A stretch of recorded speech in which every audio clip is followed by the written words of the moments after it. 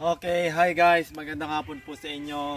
Ngayon po ang oras ay 4:20 ng hapon at i-update po natin kung ano na po yung natapos sa bahay nila Bibi. Kasi nung nakaraan, nakita ko po, pero hindi ko po na video, parang meron po siyang patong na dalawang hollow blocks tapos nilagyan ng mga panambak tapos nilagyan ng tubig para ano siya, kung sa Ilocano is maalap-up or yung parang masadsad pa tawag dito. Talagang lahat ng lupa is ano siya, nakababa na ganoon tawag dito, hindi ko maano sa Tagalog eh.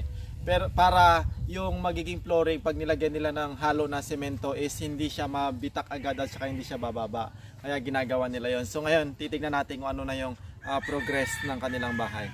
Guys, nandito na tayo. Tingnan niyo po yung nabawas na sa ano nila oh. Sa tawag dito, buhangin. Yan na, halos nakalahati na siya. Yan. Ito naghahalo na sila dito, tapos nakita ko si tatay ni Bibi na nasa lubong namin doon kanina. Bibili pa sila siya ng radilang bakal ba yung tawag doon? Yung ano?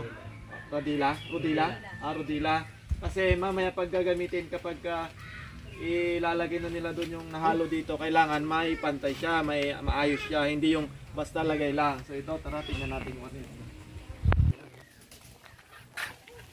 Yan o, ang ganda na oh. Guys, ito. Ano lalagyan pa kaya ito ng hollow blocks? Bakit na ganito pa? Ay hindi, sobra ito para pagka mayroong ano. Yan, ito na siya. Kahapon nakita ko po ito, nilagyan muna nila ng panambak para lagyan din ng tubig para yung lupa talaga bumaba siya ng bumaba hanggang sa ganito na nilagyan nila ng bato para mas matibay siya. Yan. Laki ng pagbabago niya po kasi nung nakaranis wala pa siyang ganito. Tsaka dito, hanggang doon po ito sa loob. Dito lang muna yung inuna nila para kapag natuyo na to is doon naman sa bawat kwarto ng bahay nila. Yan, ganda. Ganda na oh. Lalo sana kapag na-hollow blocks na to lang.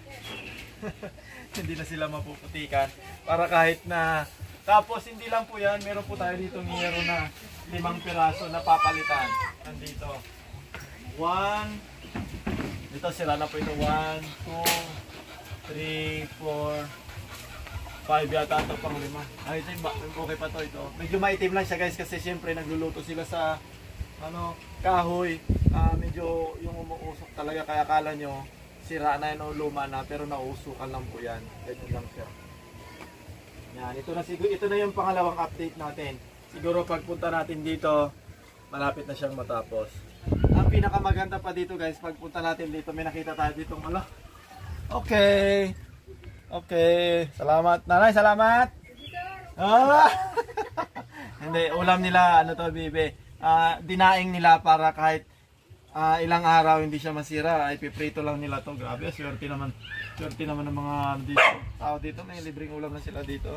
So yun guys, i-update ulit kayo kapag malapit na siya matapos. Bye bye!